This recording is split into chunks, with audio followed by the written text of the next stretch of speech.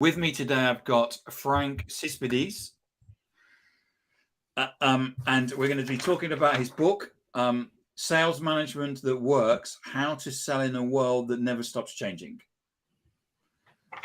Frank, where can people find you? Well, first, Tim, thank you very, very much for hosting me. I appreciate that. I appreciate you holding up the cover of the book. Flattery will get you everywhere with me.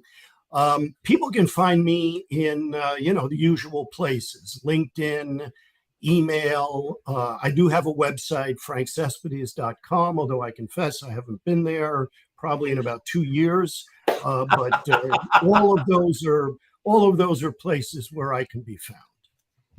Fantastic. I've read the book, love it. It's there's actually very few books about sales leadership and sales management. Lots of books about how to do salesy things, but not very many about sales leadership. And what you've done is obviously it's a new book, so we're kind of talking about the new world. But what you've also done is that, and we were talking about this before we came on, is that you use loads of research. So it's not, here is Frank's opinion, which quite often we get in books, but this is the research and the data. I'm going to unpack that, and then I'm going to talk about what that means today. So what inspired you to write the book today? Well, basically two motivations, and you have hit on one. Of all the different functions in business, sales is by far the most context specific. Selling software is different than selling durables, is different than selling professional services, etc. It also depends where and to whom you're selling, right? Selling in North America is different than selling in Latin America or the Middle East or Asia. And yet, while it's very context specific, it is that area of business where, for some reason, people feel most comfortable making huge generalizations that are usually unsupported by any empirical data whatsoever, beyond what in academia we would call N=1. When I sold for Oracle, this is what worked for me, and I'm sure it'll work for you. Or, think about investors. When we invested in PayPal, and quite honestly, after 30 years, I've run a business, I've been doing, I think, decent research about this topic for decades. I did want to write a book that says this is what research does and does not tell you about this core business activity. And the second motivation is I think it is a particularly good time for a book like that. There is no doubt, you know this and what you do at DLA Ignite, there is no doubt that social media, digital online technologies, the data revolution that will continue throughout our lifetimes, no doubt it is affecting buying and selling. But most of what I read about what people say, I think deeply misunderstands the buying and managerial implications. And I think the pandemic, by the way, has raised the stakes for getting that right. So those were my motivations for this book. Because you break it down, don't you, in terms of the people, the process, pricing, partners, and productivity, and focus in on those particular areas. Why did you pick those 5 areas? Well, let's start with people. All right. People are obviously important in sales. We can go into the data, but it's not a digital eats physical world. It is an omni-channel buying world. I mean, think about it. Why have these direct-to-consumer companies, virtually all of them, including Amazon, I might add, why in the last few years have they all opened brick and mortar stores? They haven't done that because they woke up in the morning and said, wow, what a great business idea. Let's pay rent. Let's increase our fixed costs. They've done that because that's the nature of the omni-channel buying world. Salespeople are not going away. And here's a few bits of data that may put this into perspective. I'll use the United States because it's the best data about this. Turnover in sales tends to vary annually between 20 and 30%, right? Now, what does that number mean? What it means is that once every 3 to 5 years, most companies need to hire, train, onboard the equivalent of their entire sales force. It's all about people and getting them up to productivity. So that's why I focus on the people parts. And then, like most management professors, I love alliteration, process, pricing. We love a bit of alliteration. Yes, that's right. So why don't we pick up on the people and the training piece? Because I mean, as you say, it's so critical, isn't it, that we get the right people. I mean, I've been in so many situations where sometimes there was like you're not allowed to recruit, and then you're allowed to recruit, and you've got to go and get the people, and you got to, and then the door's going to shut. So you end up getting people in, and if you've got a pulse, you can come in. Yeah. And then we're stuck with the wrong people. It's like, and so there's all kinds of lunatic ways that people have actually recruited. So what is it that we can be doing? What can we be doing better? First of all, I think you're exactly right. I think that in the current labor market in many countries is actually a very, very good example, Tim, of what you're saying. Use the jargon. In the war for talent, let's hire a pulse. Bad idea. This is a very expensive decision, both in terms of direct costs. The direct costs are, what is it? We got to pay these people, the benefits, etc. And again, I'll direct people to the book, but people are usually surprised simply by what the direct costs are. But especially in sales, there are significant opportunity costs. Because sales is context specific, people have to learn how to sell your product, your service, in your market, at your price to your customers. And that time to productivity, what sales managers tend to call ramp up time, that's a very, very big opportunity cost. The other thing I would point out is that there have always been and continue to be inherent challenges in sales hiring that simply don't exist to the same extent in most other business functions. I mean, for example, if you want to hire a computer programmer or a finance person or an accounting person or an engineer, you can go to a school and find people that majored in those areas. Yep. But, most schools don't even offer a sales course, let alone a sales program. Yep. So the necessity to grow your own, to hire and train the right people is very big in sales. And to your point, many, many companies make a tough job needlessly tougher in their hiring and training. And we can talk about that if that's helpful. I'd love to. So what are the mistakes that are people making in the hiring process today? Well, I mean, I think the first mistake, and what I'm about to say is as close to an established fact as anything that our listeners will hear from a management professor ever, because it is supported by 60 plus years of consistent research results. There is a dramatic over-reliance on unstructured interviews in sales hiring. And the correlation between the evaluations people get in their interviews and their actual subsequent on-the-job performance tends to vary from about 0.2 to 0.4. What that means is that even in the best of circumstances, it's less than the 0.5 50-50 rate of flipping a coin. Now, I have many, many colleagues who are very familiar with that research, and their advice to managers is therefore don't interview, right? I think only somebody who's never run a business can actually say that seriously.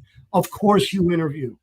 People hire people. People have to work with people. Sales is about people, right? This social selling is about people. But you've got to supplement interviews with the right assessments for the right cause. And here again, many companies screw it up. They use assessments that were never developed for hiring purposes, Myers-Briggs, for example, to use in hiring, and they never train their hiring people in how to interpret the results. So all of those are mistakes. How do you get better? The most important thing is to clarify the important sales tasks in your business, not the sales tasks in some generic selling methodology, but the sales tasks in your sales model and in your business. And then managers must manage. They should use the deployment of the sales force in order to do two things. This may sound paradoxical, but you'll see examples in the book. On the one hand, focus on those tasks so that in turn, we don't need to hire, Michelangelo or Michael Jordan. We can hire average people because the tasks are focused. And in doing that, we also broaden the hiring pool. And then the other thing that I tend to point out to people is get people beyond sales involved in the hiring. For example, service and operations. Those are the people that have to deal with the outcomes of selling activities. And their perspective is usually a big wake-up call for many sales managers who do the hiring. So all of those are things you can do to improve hiring, and they're very, very actionable. This is not metaphysics. These are specific managerial activities that companies can and should do to deal with what in many companies is a bigger economic number than their biggest capital expenditure decisions annually. And I would remind our listeners that annually means every year. I agree, and I think that breaking it down like that, I think, is so important. Ramp up time. I've worked for organizations where ramp up time could be 12 months. Yeah, that's a massive investment. But there again, we were able to pull that down to 9 months, that was a massive saving. Well, no, I'd point out two things about that. One is it's a good time to point out what you just did. We are in an era of rising interest rates, increased cost of capital. Tech firms listening, beware. Time to cash has always been important. Now it's vital. So if you can make that ramp up time 9 months instead of 12, that's a very, very big deal. And secondly, when you increase sales productivity, you're not only increasing the productivity of the firm, you're increasing the addressable market for the company, because segments that were uneconomic to reach now become economically feasible when you have better sales utilization. This is a very, very big deal strategically, not only in terms of, belly to belly or online selling. So training is really important. How do we train salespeople? Well, it's not one of the things that we've debated is that there's very few places where you can get a qualification in sales. Well, there seems to be. And then is that actually appropriate for salespeople? I mean, I know lots of really good salespeople that have no qualifications. So what's the balance? Yeah, well, I mean, I'd say a couple of things. One is I'm skeptical about qualifications, certificates. I would say really watch what you wish for. Let's get back to what I said at the beginning. Sales is very, very context specific. Yep. One thing we know about certifications and training, and for that matter, education, those generals tend to fight the last war. So I'm not convinced that that's what we need, because again, there is no such thing as effective selling if it's not tied to that company's particular business strategy and how they plan to grow and increase enterprise value. The second thing is that with training in particular, companies already spend a ton of money here. They spend on average 20% more per capita, per person on sales training than any other function. The issue is not do they spend, the issue is how they spend. And here the problems tend to be a dramatic over-reliance on classroom training, right? Talking about selling is not the same as selling. Yep. Selling is the ultimate performance art. It's about behaviors. It's about what people do. And the second thing I think is a failure, and this goes beyond sales, but because sales is so expensive, it's a great example of this. It's a failure for most training folks to really understand adult learning. And Right. that's different than classroom learning. I mean, salespeople are not studying for the final exam in my class. That's not the issue. They tend to pay attention to information when they need it and where they need it. And in sales, that usually means on your way to make a call or during the actual sales conversation itself. And by the way, this is an area where new technologies supported by folks who know something about adult learning can really, really help, because it helps. The technologies really enable in cost-effective ways just-in-time learning. The second thing I'd point out about training, it's a great example in sales of what the training people call modeling behavior. And what they're getting at is that salespeople learn the most. You know, as a professor, I hate to say this, but they don't learn the most from professors. They don't learn the most from trainers and coaches. They learn the most by watching the best of their peers in action.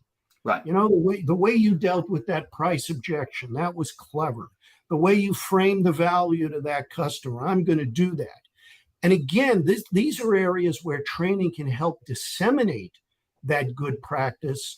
And it also gets back to your first point, Tim, which I think is exactly right. This is why hiring and training need to be linked, because the best of your salespeople are not just driving a lot of revenue.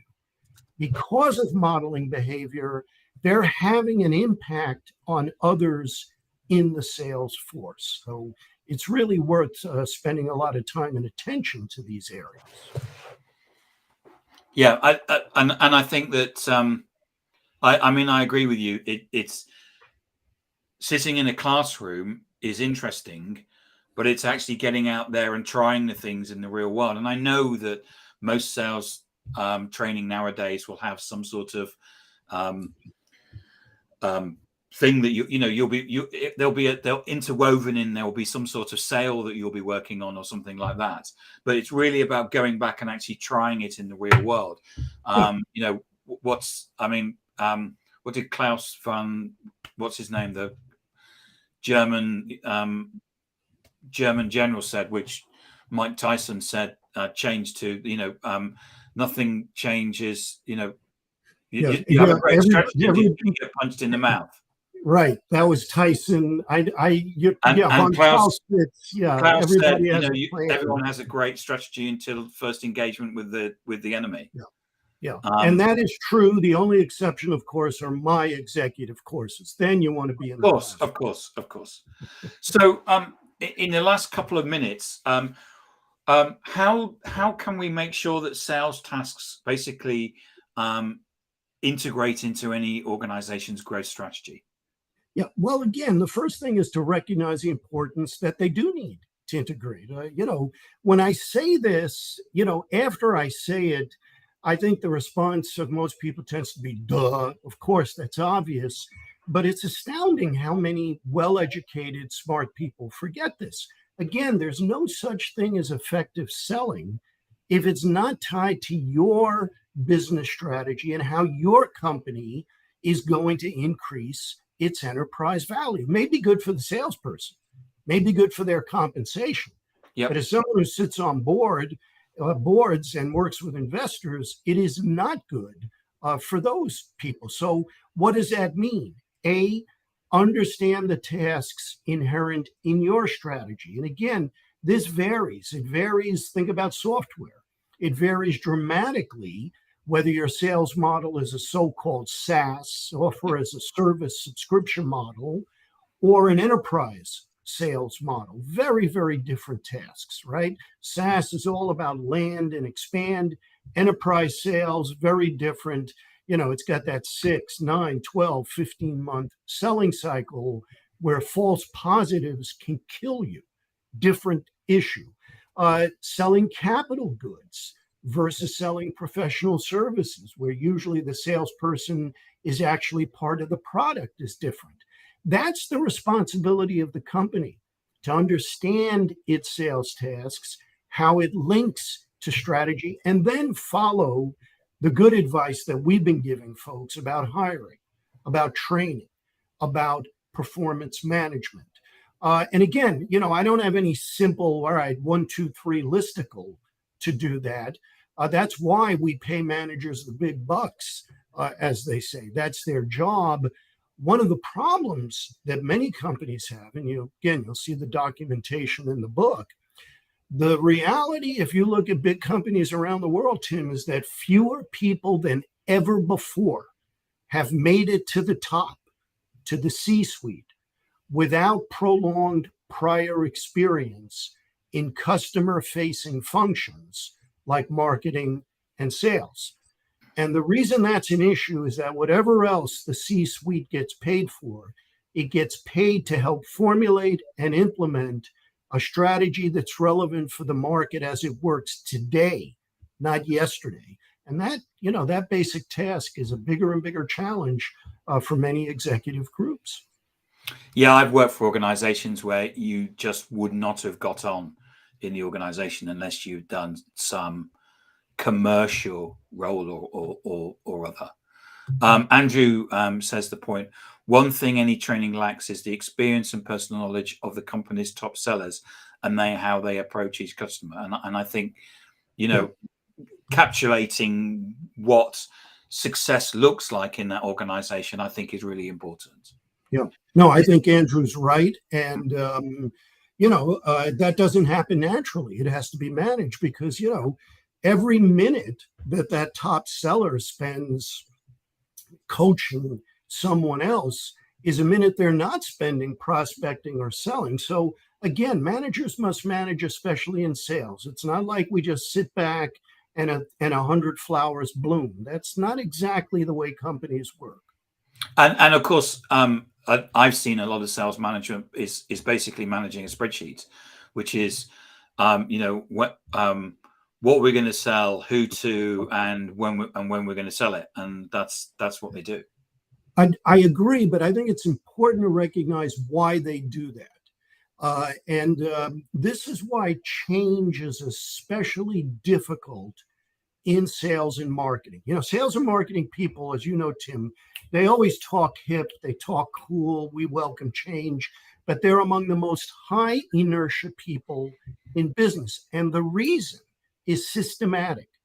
So many other decisions in any business depend on sales forecasts and the ability of the sales forecast to actually make those numbers. And the metrics in sales reinforce that, right? You're going to get reviewed about the numbers every week, every month, every quarter. Notice what the incentive is there. The incentive is to avoid change and transition costs. Stick with the devil that spreadsheet, even as buying is changing. And that's how companies get disrupted. So I agree with what you said, but many of those people are simply responding to the metrics that determine their job. I always remember I wrote a case study years ago, and the executive said to me, Frank, look, and he was a sales executive. He said, in my line of work, if you don't survive the short term, you don't have to worry about the long term. So that's the reality here. Frank, thank you so much for coming on and talking to us about your book, which is Sales Management That Works, How to Sell in a World That Stops Changing. Available on Amazon, of course. And remind people where they can find you. Again, there's an email address, there's a LinkedIn page, there's the faculty page at Harvard Business School, and there is my neglected website. Your neglected website that you've not been to for 2 years. That's right. Tim, thank you very, very much. You're welcome. It's been a great chat. I really enjoyed it. Thank you so much. And I really enjoyed the book as well. As I said, there's very few books about sales leadership and sales management, and especially up-to-date ones. And some of the ones I've read in the past are about, this is my opinion, so therefore it's true, whereas you've actually used data. Well, thank you. Thank you very much.